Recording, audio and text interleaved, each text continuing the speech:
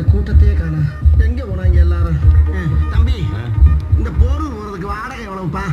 போரூரா? 2000 ரூபாய் கொடு. 2000? ஆமா. இங்கனக்குள்ள இருக்க போரூருக்கு எதுக்கு 2000 கேக்குற? எங்கனக்குள்ள இருக்கு? சென்னைக்குள்ள தானே இருக்கு. இது சென்னையா? என்ன? இது அரக்கோணம். அரக்கோணமா?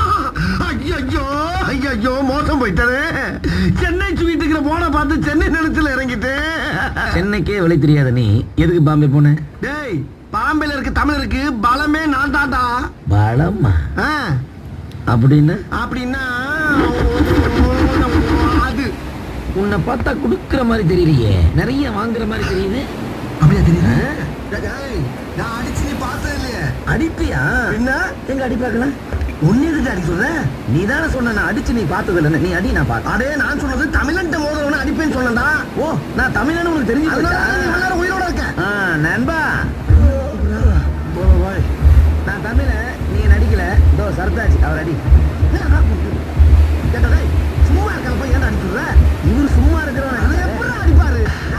இப்படித்தான் தூங்குறவனை போய் எழுப்பிக்கிட்டு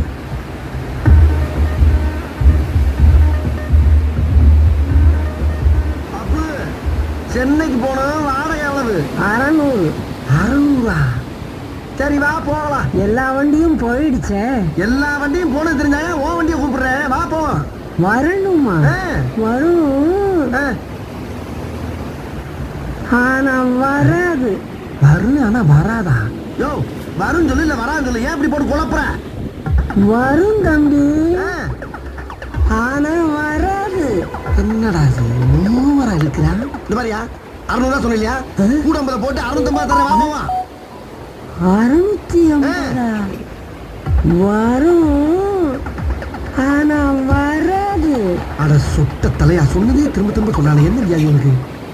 யோ பெருசு, இந்த பாரு 700 ரூபா தரையா, வாயா போலாம். 700? என்ன? சரி, போவோம். அப்படி சொல்ல வேண்டியதானே. அதுக்காக இந்த எடுத்துக்கிட்டு இருக்க? குப்பலாரி மாதிரி இருக்கு. இதுக்கு 700 ரூபா கொடுத்தா